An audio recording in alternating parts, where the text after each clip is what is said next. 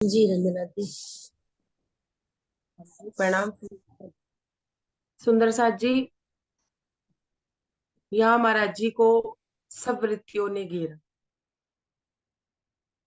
उन वृत्तियों से निकलने के लिए निकाला किसने? दादा को महाराज, क्योंकि महाराज जी को भी पूरे समाज में रहना था और निष्काम कर्म कर। निष्काम, जब हम किसी फल की इच्छा से कर्म करते हैं तो फल की आशा जो होती है वो कामना पैदा करती है। क्या कामना? अब महाराज जी को भले ही कोई स्वार्थ नहीं था उनकी पुत्र वधु से, लेकिन वो पुत्र वधु किसकी थी? दादा गुरु महाराज की।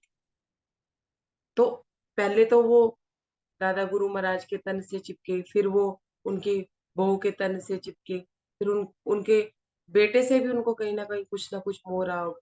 अगर किसी और की पत्नी होती, अपनी पत्नी का भी उन्हें दुख नहीं लगता था, उनकी पत्नी का उन्हें दुख लग रहा था। तो क्या कहते हैं कि जब कभी किसी फल की इच्छा से कार्य किया जाता है तो फिर कामना पैदा, और जब कामना पैदा होती है ना, और कामना का तो स्वभाव होता है। देखिए, अब जब जब हमें कोई कामना पैदा हो जाती है तो उसके बाद उसका स्वभाव ये होता है कि वो कभी संतुष्ट नहीं होता। हमारी इच्छा कभी संतुष्ट होती है? हमारी कामनाएं कभी पूरी होती है? हम अपने अपने पे घटित करेंगे, ये बात महाराज जी पे घटित नहीं करेंगे। कामनाएं हमेशा असंतुष्ट करती हैं, और जब असंतुष्ट रहते हैं ना तो फिर क्रोध पैदा होता है। एक के बाद एक चीज चली आती, एक के साथ एक चीज चली आई, पीछे पीछे। जब उससे क्रोध पैदा होता है, क्रोध में फिर हमें उस वस्तु के प्रति मोह पैदा होता है, उस व्यक्ति के प्रति मोह पैदा होता है जिसके प्रति हम कामना करते हैं। मोह के कारण दादा गुरु महाराज पे बारी बारी महाराज जी कह रहे थे, चलिए चलिए चलिए। मोह के कारण ही हम अपने कर्मों को बिगाड़ लेते हैं। कैसे बिगाड़ लेते हैं? हम अनैतिक व्यवहार भी कर जाते हैं और नैतिक व्यवहार भी कर जाते हैं, क्योंकि हमें मोह हो जाता है। हम अपनी बात करें, ठीक है? मोह से ही भूल होती है, और जिससे कि हमारा जो ज्ञान होता है ना, जो भी हमें ज्ञान होता है कि हमें किसी के साथ ऐसा व्यवहार नहीं करना चाहिए, अपने बड़ों से ऐसा नहीं बोलना चाहिए, हम मोहवश हम वो भी हम गलत व्यवहार कर जाते, क्योंकि मोह से बुद्धि चली जाती है। प्रणाम जी।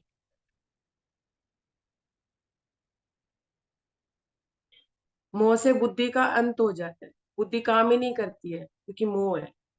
फिर हम नहीं सोचते कि हमें कुछ करना है या नहीं करना है, हम उसके पीछे पड़ जाते हैं और अनुचित कार्य कर लेते हैं।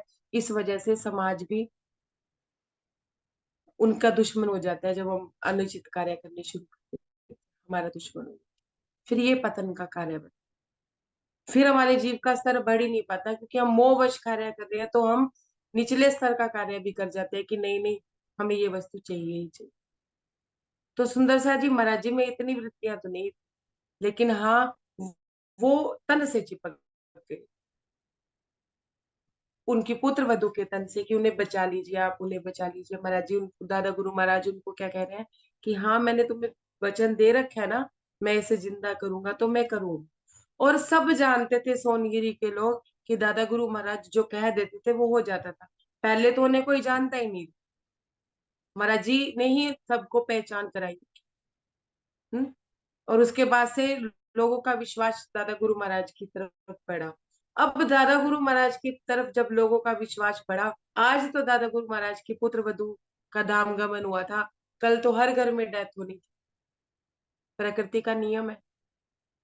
तो दादा गुरु महाराज प्रकृति के नियम में कैसे बढ़ते, किस किस को जीवित करते, किस किस को करते? क्या वो स्वार्थवश की हाँ भी उनकी पुत्र पुत्र वधु है इसलिए वो उनको जीवित कर देते और बाकियों को छोड़ देते? इसलिए दादा गुरु महाराज प्रकृति के नियम में नहीं पड़े। उन्होंने अपना पराया नहीं देखा, जो प्रकृति का नियम था वो नियम। लेकिन हाँ, उनके जीव को जो अगला जन्म मिला, या जो उन्होंने कहा चिरंजीवी रहो, चिरंजीवी का मतलब ये था कि जब वो अगले जन्म में जाएंगी तो उन्हें 84 लाख योनियां नहीं भुगतनी पड़ेंगी, और अगले जन्म में जाएंगे तो वो परमात्मा की प्राप्ति करके मोक्ष मोक्ष को प्राप्त करेंगे, उसके बाद उनका जीवन समाप्त नहीं हो। तन की अवधि है सुंदर सा जी। तन की एक लिमिट है, 60 साल, 70 साल, 80 साल, हद 90 साल, अब तो होती नहीं। लेकिन इस जीव की और इस आत्मा की कोई आयु नहीं है, ये अपना तन बदल लेते। हम्म? ऐसी ही बात यहाँ महाराज जी को दादा गुरु महाराज समझाना चाहते थे कि मिट्टी से नहीं चिपकना। अब सुनिए, सब लोग पीछे पीछे गए, लोगों ने ये सोचा कि हाँ भी दादा गुरु महाराज जीवित कर दें। अगर वहां जीवित कर देते और ये चमत्कार हो जाता तो दादा गुरु महाराज से भी सब चिपक जाते। इसलिए ना चिपकते कि उन्हें परमात्मा की प्राप्ति करनी है, वो इसलिए चिपकते कि हाँ भी अब हमारे घर में कोई मृत्यु होगी तो दादा गुरु महाराज संभाल ले।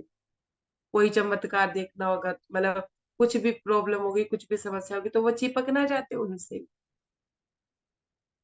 बिल्कुल ऐसे ही दादा गुरु महाराज ने अपनी पुत्र वधू के साथ ऐसा नहीं किया।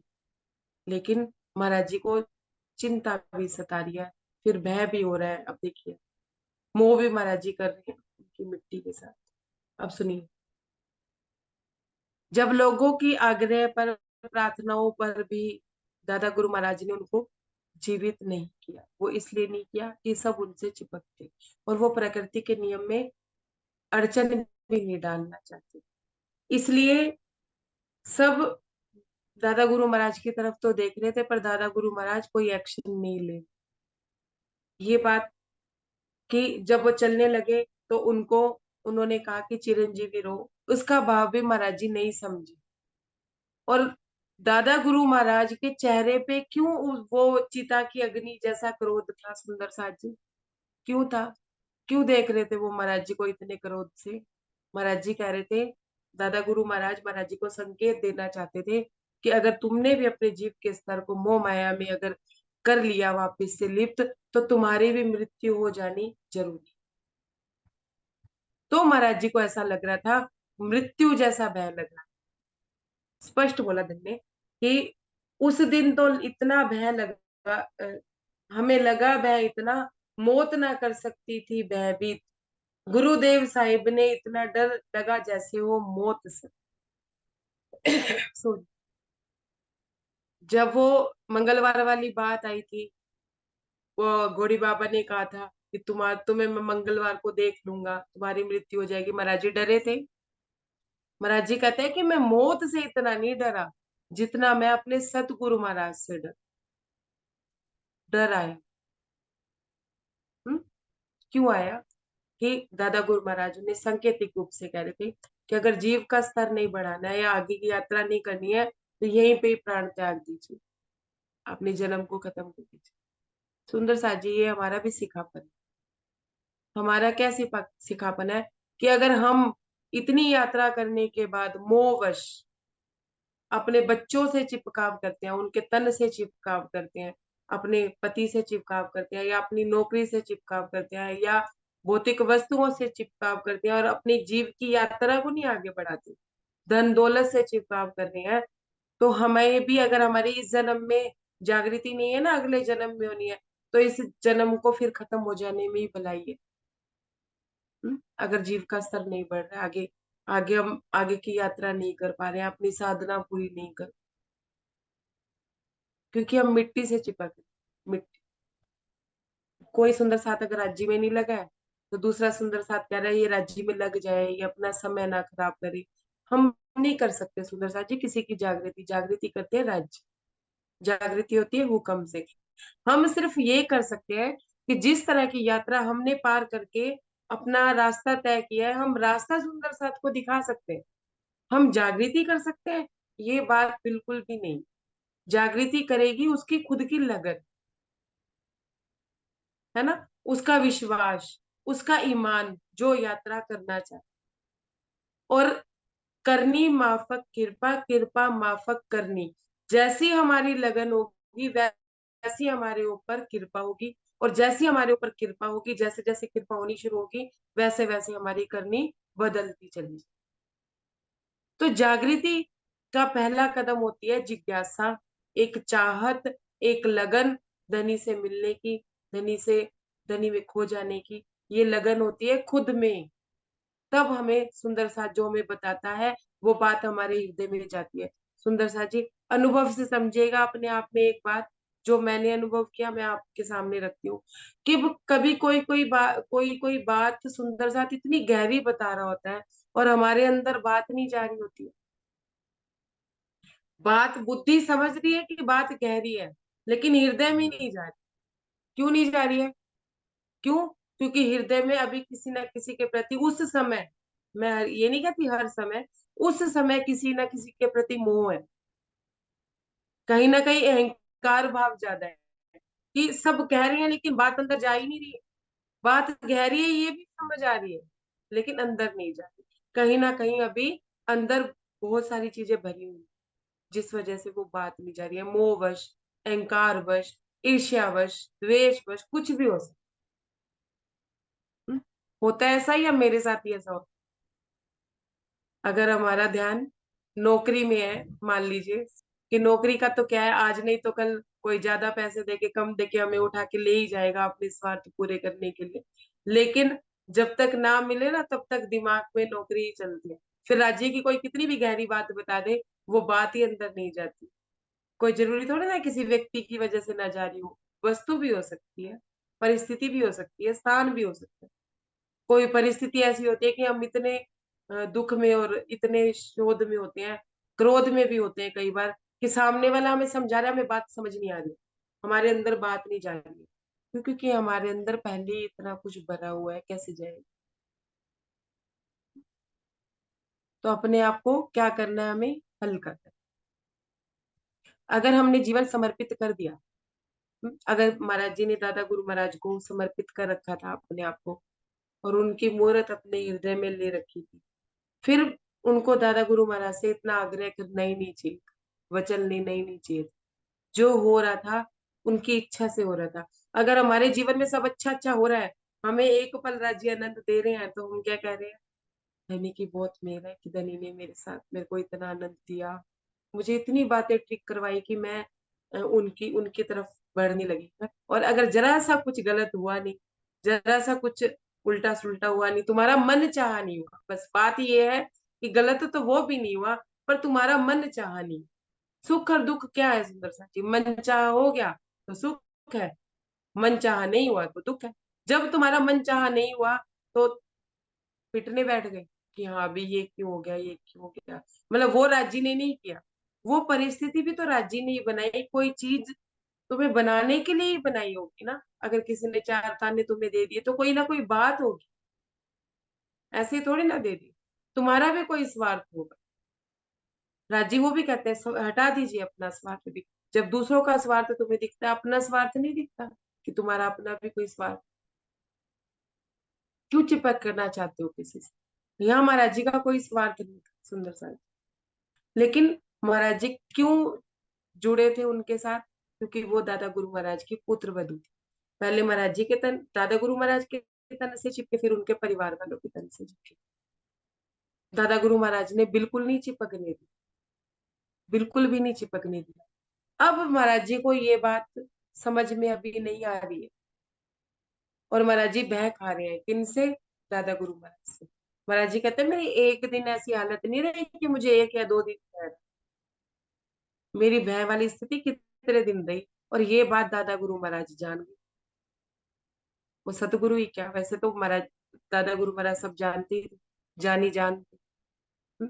वो महाराज जी की परिस्थिति को जान गए, और उन्होंने महाराज जी को दोबारा से रमने के लिए बोल दिया। इसका मतलब ये है कि अपनी साधना, उनकी साधना अभी भी अधूरी थी, इतनी यात्रा करने के बावजूद। और हमने अभी किया ही क्या है धनी की राह? अभी तो जरा जरा सी बात पे सुई हिलती है, जरा सी बात हमें किसी की बर्दाश्त नहीं है। हम्म? फिर महाराज जी को दादा गुरु महाराज ने वापस से अपनी साधना शुरू करने के लिए भेज दिया। अपने में रमे रहते थे, उन्हें कहा जाओ रमाओ। और उससे पहले सुंदर साहब जी, 2 3 सुंदर साथ ऐसा कहते हैं कि जब हम पहले एकांत में थे तो हमें राज्य का सानिध्य भी महसूस होता था, उनकी अनुभूतियां भी होती थी, अनुभव में भी आते थे। अब पता नहीं ऐसा क्या हो गया जो हमें हमें अब वो अनुभूतियां नहीं होती, हमें वो अब वो दिखता नहीं। पहले जरा जरा सा कुछ दिख भी जाता था, अब कुछ नहीं। अब तो ऐसा लगता है जैसे धनी के लिए प्रेम ही। कभी कभी इतने ज्यादा हम माया में लग जाते हैं। सुंदर साथ जी वो टेलर था, जो महाराज जी ने भी देखा। दादा गुरु महाराज के लिए कहते हैं ना, जो मैं बात किया करता था वो दिखा दिया करते थे। हम्म? लेकिन वहां तक का रास्ता तय करता था। अब तक तो महाराज जी परमात्मा तक का रास्ता तय करेंगे, अब राज्य तक का रास्ता तय कर। 14 लोक ब्रह्मांड से पार, योग माया से पार, परम धाम। अब वहां का रास्ता तय करने के लिए भी साधना ही करनी।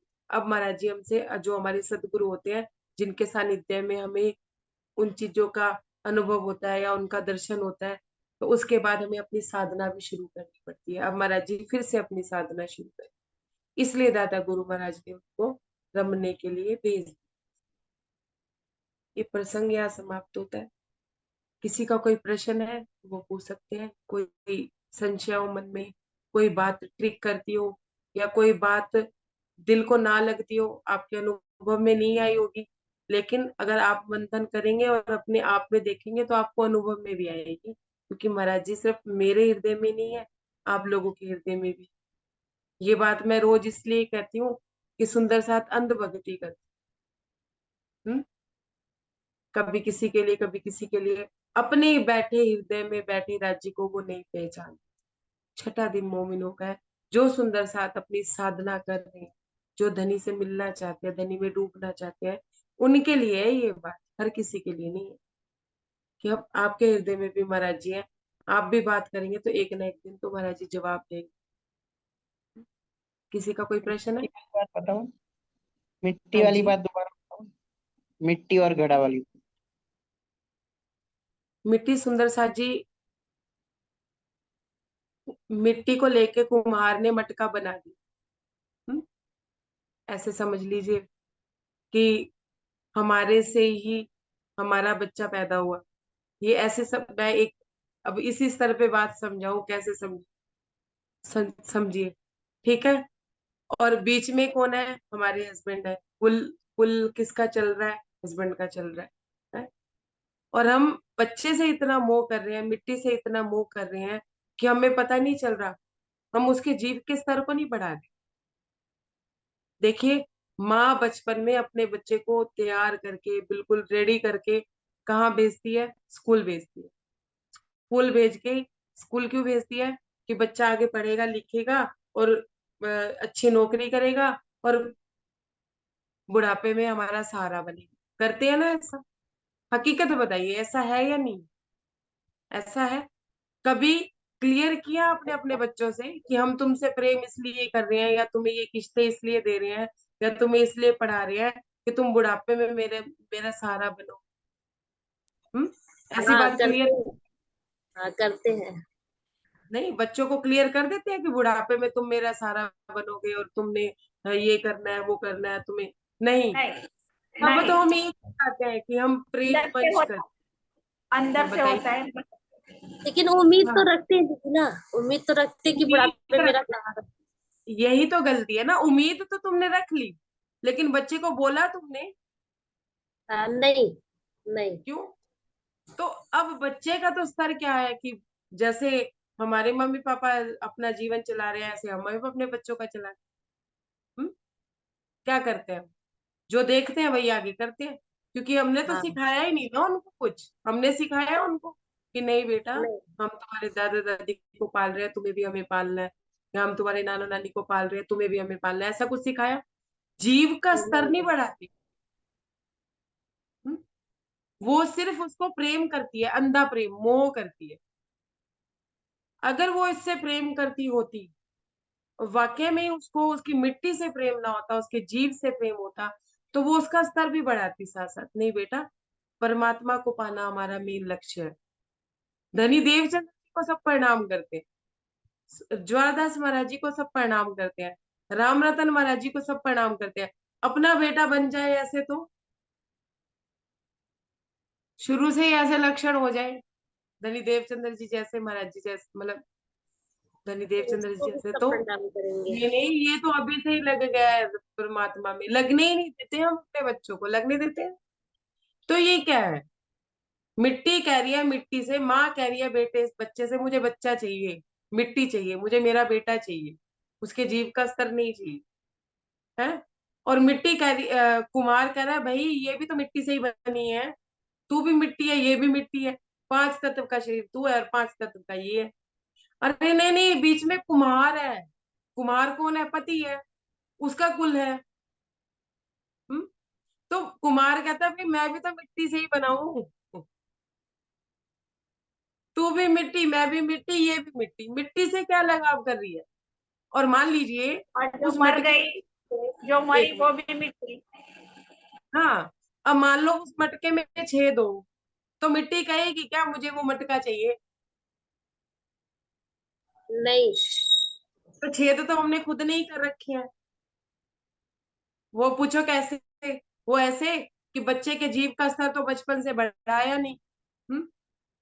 राज्य में तो उसको लगाया नहीं, उसको समझाया नहीं बुझाया नहीं, अब बच्चे ने जाके गलत संगति पकड़ ली। अब माँ कह रही है मुझे ऐसी औलाद चाहिए ही नहीं, कहती है ना माँ, इस औलाद से तो अच्छा मैं बे औलाद अच्छी। मिट्टी कुदम करे, इसे कहते हैं कि मिट्टी उछल रही है, मिट्टी मिट्टी को चाह रही है, जीव का स्तर तो चाह नहीं रही। क्यों? क्योंकि वो खुद को ही नहीं पता था कि उसके जीव का, माँ को खुद को ही नहीं पता था कि मुझे भी परमात्मा की प्राप्ति करनी है, वो मोह माया में पड़ी थी। हरीश भाई बात क्लियर हुई कि मिट्टी मिट्टी को ही चाह रही है, ये तन के रिश्ते तन के रिश्तों को ही चाह रहे हैं। ना तो माँ अपने बच्चे के जीव का स्तर देख रही है कि मेरे जीव का स्तर ऐसा है ही नहीं कि वो राज्य से मुलाकात करे, 14 लोग ब्रह्मांड का जीव है, राज्य से निस्बत ही नहीं है, तो वो धनी से कैसे मिलेगा। लेकिन उसे तो परमात्मा तक की यात्रा भी नहीं है भाई, महाराज जी ने परमात्मा तक की तो यात्रा कर ही ली, शिव जी को भी तो हृदय में ले लिया, हनुमान जी को भी तो हृदय में ले लिया। हमें कौन से शिव जी का और हनुमान जी के दर्शन हो गए जो हम ये सोचते हैं कि हमारी यात्रा संपूर्ण हो गई। अमिता दीदी, आपके लिए थी ये बात कि नई निस्बत बच्चों की, तो बच्चे कैसे राज्य से मिले, परमात्मा तक तो उनकी अभी पहुंच नहीं है, जीव का स्तर नहीं। तो मिट्टी उदम करेंगी, मतलब मिट्टी उछल रही है, कूद रही है, उद्यम कर रही है कि मुझे मिट्टी चाहिए। अब वो तन बच्चे का भी हो सकता है, वो किसी दोस्त का भी हो सकता है, बच्ची का भी हो सकता है, पति का भी हो सकता है, किसी का भी हो सकता है, वो सतगुरु का तन भी हो सकता है भाई।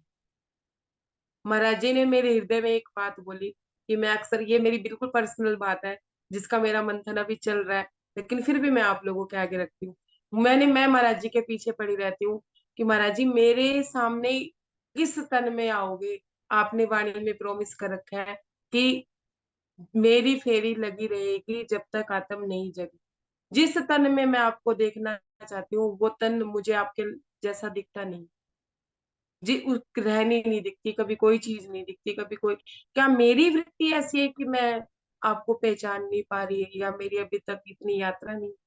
तो महाराज जी ने मेरे को एक बात की मेरे हृदय में, क्या मैं पल पल रूप बदल के रंग बदल के तेरे सामने आता हूँ, तू पहचानती नहीं है, मैं पल पल तन बदलता हूँ तेरे सामने आके तुझे बात बताता हूँ, और तू मेरे रूप रंग की शुदाई हुई पड़ी, मतलब तू मेरे तन से ही चिपके जा रही है कि मुझे इसी तन में देखना है या मुझे उसी तन में देखना है। मैं तो क्षण क्षण बाद किसी में भी प्रकट होके किसी भी तन का सहारा लेके तुझे तेरी बात समझा जाता हूँ, तुझे बात बता जाता हूँ। तो क्यों तन की शोधाई हुई पड़ी है, डांट भी पड़ी, फिर हूं तो मोटी बुद्धि, मैं तो अपने आप को मोटी बुद्धि कहती हूँ। महाराज जी के पीछे तो भी लगी हूँ, मुझे समझाओ, कितनी बार आप मुझसे आके मिल जाते हो और मुझे पता ही नहीं चलता, मेरा भी मतलब इतनी भी यात्रा नहीं हुई कि मैं आपको पहचान सकूं। सुंदर सा जी, हम तन से चिपक रहे हैं, चाहे वो सतगुरु का ही तन क्यों ना है। जब महाराज जी को दादा गुरु महाराज में महाराज जी के दर्शन हो जाएंगे ना, उसके बाद से कभी दादा गुरु महाराज और महाराज जी कभी मिलेंगे भी नहीं आपस में। क्यों नहीं मिलेंगे? क्योंकि दोनों एक हो जाए, एक होने के बाद किससे मिलेंगे? दो दो तो हो तो किसी से कोई, दो चाहिए ना एक दूसरे से मिलने के लिए। वो दो है ही, रहेंगे ही नहीं, एक हो जाएंगे तो किससे मिलेंगे? मिट्टी से। जिससे तो दादा गुरु महाराज ने इतने भयंकर तरीके से उनको समझा दिया कि तेरा तन भी खत्म हो जाना चाहिए अगर तू किसी तन से चिपक रहा है। हम्म? इतना भय, इतना क्रोध उन्होंने दिखाया कि उनको मृत्यु जैसा भय। तो सुंदर साथ जी, ऐसे ही नहीं कहते संत लोग कि नहीं, किसी तन से नहीं चिपकना चाहिए, तन के अंदर बैठे शक्ति को सजदा है, उस तन को प्रणाम है। और सच्चे सतगुरु कभी भी अपने तन से नहीं चिपकाते। स्वामी प्राणनाथ जी थे, देख लीजिए गुम्मट जी में उनके तन की सेवा पूजा की जाती है, या उनके हृदय में विराजमान जो स्वरूप था वो स्वरूप वहां पे विराजमान। बताइए। नहीं तो फिर स्वामी प्राणनाथ जी का स्वरूप लगा होता बहुत बड़ा और उसके ऊपर हम आरतियां कर रहे होते। हम्म? जीते जी तो किसी ने भी अपने आप को नहीं बुझवाया, महाराज जी ने भी कभी अपनी आरती नहीं उतरवाई। हम निज स्वरूप पढ़ रहे हैं, कहीं नहीं आएगा कि उन्होंने आरती उतरवाई। सन 64 के बाद जब उनका अंतर ध्यान हुआ, उसके बाद से अब आरतियां होनी शुरू। किसी भी संत महात्मा ने, किसी ने भी, किसी भी सच्चे सतगुरु ने, ज्वारदास महाराज जी ने कभी अपनी आरती नहीं उतरी, कभी नहीं अपने तन को बुझवाया, कभी उन्होंने अपने तन से नहीं चिपकाया। वो मुक्ति देना जानते हैं, वो मुक्त करना चाहते हैं, इस तन से भी हमें मुक्त करना चाहते हैं। वो विदेही, खुद विदेही है, तो वो हमें इस देह में रखेंगे? कोई भी तन हमारे लिए तब तक वो तन पूजनीय है जब तक हम उनके अंदर की शक्ति को पहचानते हैं। वो हमारे लिए इतना प्यारा हो जाता है क्योंकि हम उनमें से कुछ पा रहे हैं। तब तक, जब तक हमारी यात्रा चल रही है। जब हमारी यात्रा कंप्लीट हो गई, उसके बाद भी हम एक हो गए, क्योंकि उनकी आत्मा और हमारी आत्मा एक हो गई, तो दो रहे ही नहीं। और अगर हमारी यात्रा चल रही है तो 400 वर्षों से सुंदर साथ जी चल ही रही है। देख लीजिए, चल ही रही है। और हम तनों से चिपक चिपक के अंध भक्ति कर करके अपने आप को अंध कुएं में गिरा रहे हैं। साफ कहते हैं सदगुरु की जो मेरे तन को पूजेगा वो नरक के द्वार पे जाएगा। यहाँ दादा गुरु महाराज समझा रहे हैं, महाराज जी ऐसा तो नहीं कह रहे कि नरक के द्वार में जाएगा, लेकिन समझा तो यही रहे ना कि तन से क्यों चिपक रहा है। जब तुझे अपनी पत्नी के दुख सुख का नहीं है तो तुझे उसकी पत्नी के दुख सुख का कैसे हो? मतलब वो एक खार जो, वो कहते हैं ना, एक आग जो छोटी बुझाई तो दूजी मोटी लगाई। जीव के स्तर को देख के सुंदर साथ जी हमें आगे बढ़ना, और अपने बच्चों को भी हमें हमारे जीव के स्तर से बढ़ाना है। इतना मोह कर लेती है माँ अपने बच्चे को, कभी नहीं समझा पाती है कि वो परमात्मा में है। क्योंकि उसे भी डर होता है कि धनी देवचंद्र जी ना बन जाए, राम रतन महाराज जी ना बन जाए, ज्वारदास महाराज जी ना बन जाए, जिन्होंने घर परिवार सब त्याग दिया। हम्म? और ये जो महापुरुष होते हैं ना, ये महाराज जी फिर वापस गृहस्थी में क्यों आए? कोई इस प्रश्न का जवाब देगा कि जब महाराज जी ने अपनी गृहस्थी त्याग दी थी तो फिर वो वापस गृहस्थी में क्यों आए? वो वापस गृहस्थी में इसलिए आए सुंदर साथ जी कि जो संत पुरुष होते हैं उनमें सत्य होता है, वो सत्य को पा चुके होते हैं। अगर पाने के बाद अगर वो संन्यास लेते हैं तो फिर समाज को सत्य मार्ग पर कैसे चलाया जाए? वो तो बिल्कुल ऐसे हो गया ना, बाद में वो अगर सन्यासी रहते तो ऐसे हो ना, कीचड़ में से जल तो भाप बन के उड़ गया और कीचड़ ही कीचड़ जमीन पे रह गया है। सब सन्यासी हो जाएंगे और आके हमें आचरण करना नहीं सिखाएंगे। तो ये सुंदर साथ को अगर चलाना नहीं सिखाते तो आज हम उनकी बीतक पे चल रहे होते, पढ़ रहे होते, बीतक हमारे हाथ में आती। अगर महाराज जी ने ये बीतक वापस आके हमें ना दी होती और हमें एक एक बात ना समझाई होती, और जो हृदय में विराजमान होके इसके भेद ना खुले होते, हमें पता चलता, हम तो तनों से ही चिपके रह जाते, अंधभक्ति करते रह जाते, जन्म पे जन्म खराब किए चले जाते। इसलिए संत लोग जो होते हैं वो वापस गृहस्थी में उनको आना पड़ता है, और यही दादा गुरु महाराज जी को सिखाते हैं कि तुम्हें कैसे जाके वहां रहना है। और दूसरी बात यह है, आगे चल के जो प्रसंग आएंगे उसमें हम देखेंगे मक्खियों वाला भी प्रसंग आता है, वो बच्चे वाला भी प्रसंग आता है। वो भी महाराज जी के साथ एक तरह से उनकी यात्रा में सहायक।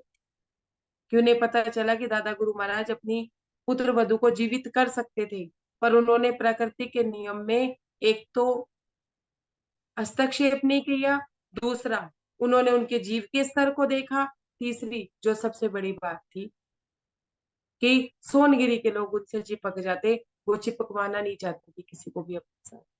क्यों? क्योंकि दुनिया की कामनाएं कभी भी पूरी नहीं कर सकता कोई एक मामूली इंसान, परमात्मा नहीं करता। कामनाएं बढ़ती चली जाती है, बढ़ती चली जाती है।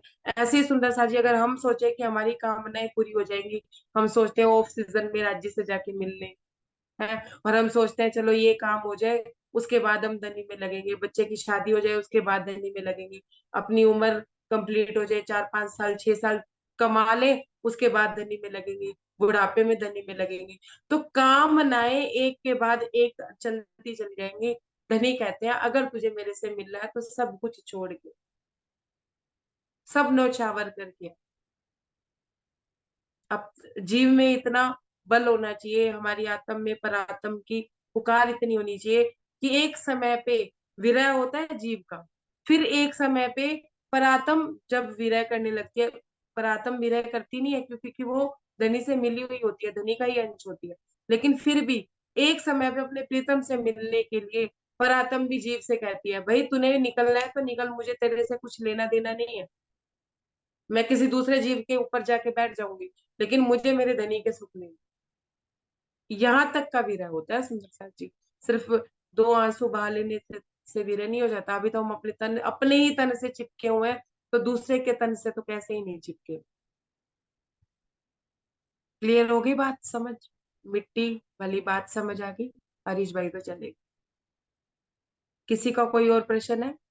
जी आगे समझ गई। हाँ जी, प्रभा तुम्हारा कोई प्रश्न हो, किसी का कोई प्रश्न है इस प्रसंग को लेके? अगर हो, वैसे तो सारा सारा लगभग क्लियर हो गया है, फिर भी किसी का कोई प्रश्न हो तो वो पूछ सकते। आगे बढ़े, वैसे तो 4 5 मिनट ही रह गए अब, कहीं तो थोड़ा सा प्रसंग पढ़ लेते आगे। हाँ हाँ जी पढ़िए ना।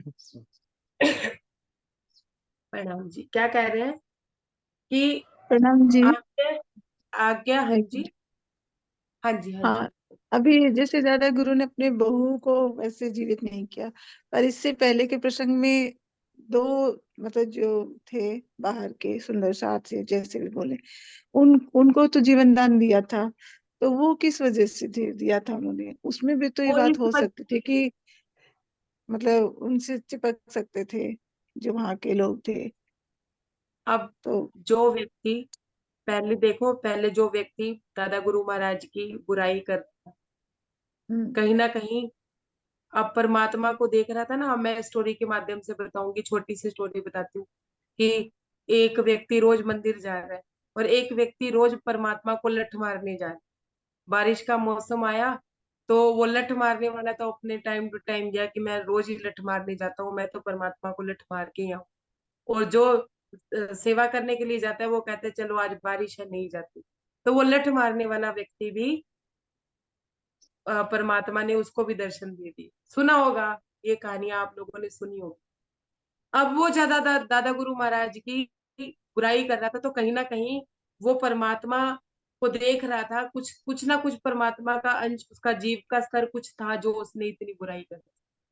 नंदलाल था, वो क्या चाहता था? चमत्कार देखना चाहता था। वो चमत्कार क्यों देखना चाहता था? वो चमत्कार इसलिए देखना चाहता था कि उनमें परमात्मा है या नहीं, परमात्मा को देखना चाहता था असल में। चमत्कार क्या करेगा देख के? हम चमत्कार किससे देखना चाहेंगे? अपने बच्चे से कहेंगे चमत्कार दिखाओ? सोचिए, एक संत से कहेंगे कि चमत्कार दिखाओ, क्यों? क्योंकि उनमें परमात्मा देखना चाहते था महाराज जी। हम्म? इसलिए चमत्कार की मांग कर रहा था। तो जीव का स्तर था। हम्म? उनकी बहू जो थी उनमें कहीं भी स्तर नहीं था जीव का। वो अपने बस जीव जो कर्म करे जा रही थी वो भोगे जा रही थी, करे जा रही थी, भोगे जा रही थी। तो उसका जीव अभी भी कर्म ही भोग रहा, प्रारब्ध में थे उसके वो बीमारी। और वो जो महाराज जी दादा गुरु महाराज के जाने पे वो बीमारी कट गई। मैंने शॉर्ट में इसलिए बताया अमिता थी क्योंकि टाइम भी कम रहा। वो प्रारब्ध को भुगत रही थी, दादा गुरु महाराज वहां गए, संतों के पैरों से चरण पड़ने से उनके छूने भर से ही, उनके सर पे आशीर्वाद रख देने भर से ही हमारे जीव के बहुत कर्म कट जाते, जो कट गए। अब महाराज जी ने उनसे प्रार्थना कर रखी थी, किनसे? दादा गुरु महाराज से, कि आप इन्हें जीवित कर दीजिए, इन्हें ठीक कर दीजिए। तो महाराज, दादा गुरु महाराज को वो भी वचन निभाना था। क्या कह रहे हैं दादा गुरु महाराज? कोई बात नहीं, जीवित कर देंगे, चिंता क्यों करते हो, शमशान भूमि ले चलो। तो दादा गुरु महाराज ने उनको जीवित किया। कैसे किया? कि उनके जो कर्म जो रह गए थे वो तो निपट ही गए, महाराज जी के कहने पे उनको चिरंजीवी कर दिया। कैसे कर दिया? उन्हें 84 लाख योनियां नहीं भुगतनी पड़ी, और आगे वो जन्म लेंगी तो मानव जन्म में ही जन्म लेंगी, और उस जन्म में अपने जीव की यात्रा को पूरी करके वो मोक्ष की प्राप्ति। तो वो चिरंजीवी हो गई, वे दोबारा मरेंगी नहीं। तन की उम्र होती है ना, जीव की कोई उम्र नहीं। समझिए, जिस दिन ये बात समझ आ गई ना हमें कि हमारे शरीर की उम्र निकलती जा रही है, उस क्षण तो हमारा एक एक मिनट कीमती हो जाएगा। फिर हम लठ लेके कभी सामने वाले के पीछे और अपने पीछे नहीं भागेंगे। जब तक हमारे हाथ में लठ है ना, कि हम भाग रहे हैं कभी किसी के पीछे, पहले उसको गालियां दे रहे हैं, फिर खुद को गालियां दे रहे हैं, फिर खुद को कोस रहे हैं, तब तक हम अंधकार में ही है। समझिए कि सामने जो अच्छा हो रहा है वो धनी कर रहे हैं, तो सामने जो बुरा हो रहा है ना, तो वो भी धनी कर रहे हैं। ये बात हम वाणी से जानते हैं कि हुक्म से ही सब कुछ चल रहा है। जब सब कुछ उनके कहने से हो रहा है तो हमारा तो कोई बल ही नहीं है ना, फिर हम है कहाँ? फिर मैं मरेगी नहीं, जब करने कराने वाले ही राज्य है। लेकिन हमारी मैं अभी मर नहीं रही है। मेरे बच्चे, मेरी देरानी, मेरी जेठानी, मेरा घर, मेरा परिवार, ये घर भी अपना नहीं है जिस घर में हम बैठे। ये भौतिक घर की बात नहीं कर रही मैं, इस शरीर रूपी घर की बात कर रही। ये घर भी हमारा नहीं है, इसकी उम्र हो जाएगी ना। अब हमने क्या सोचा, एक बार मकान बना लिया, हमने सोचा ये कभी अब 20-25 साल के लिए छुट्टी, आया भूकंप का एक झटका, ढह गया, और हमने इसको भी अखंड समझ रखा है, और पता नहीं ये किस समय काल आया और निपट गया। जरूरी नहीं है 60-70 साल की उम्र बिताएगा। पांव पल का नहीं भरोसा, बरस दिन और मास, एक पल का भी भरोसा नहीं है। पल पल अपनी यात्रा की तरफ ध्यान देना है। भले ही जैसे हम राजवाणी पढ़ते हैं ना, और एक मन हमारा माया में लग जाता है, ऐसे ही जब हम माया के काम करेंगे तो एक मन हमारा राज्य में लगा होगा, एक वृत्ति हमारी राज्य में लगेगी, और कोई भी विचार जो हमारे हृदय में आता है ना, वो बीज रूप का कार्य करता है। समझ, वो बीज होता है, वो आगे जाके पेड़ में। तो हमारी वृत्ति ऐसी हो जाएगी कि हम माया का काम कर रहे हैं और हम धनी को याद कर, ये वृत्ति हमारी धीरे धीरे धीरे धीरे ऐसी हो जाएगी, और हमारी यात्रा पल पल बढ़, फिर हम कोई भी। ठीक है, प्रणाम जी। समझ आ गया दी? हाँ प्रणाम। जी, जितना प्रणाम जी। मुझे समझ आया आप लोगों को समझाया। फिर भी कोई बात आपके हृदय में आए तो आप भी मुझे समझाना। कोई बात अगर आपको लगे कि इससे भी गहरी कोई बात है तो मुझे जरूर बताइए। सुंदर, प्रणाम जी। प्रणाम प्रणाम सुंदर। जी। प्रणाम जी। प्रणाम जी। प्रणाम प्रणाम प्रणाम जी। जी। प्रणाम जी। प्रणाम जी। प्रणाम जी। प्रणाम जी। प्रणाम जी। प्रणाम प्रणाम प्रणाम जी। प्रणाम। प्रणाम जी। प्रणाम। प्रणाम जी। साथ जी को प्रेम प्रणाम प्रणाम जी। जी। प्रणाम जी। जी। प्रणाम जी। सबसे प्रणाम जी प्रणाम। रंजना दीदी। प्रणाम जी। प्रणाम। प्रणाम जी। बाबा प्रणाम जी।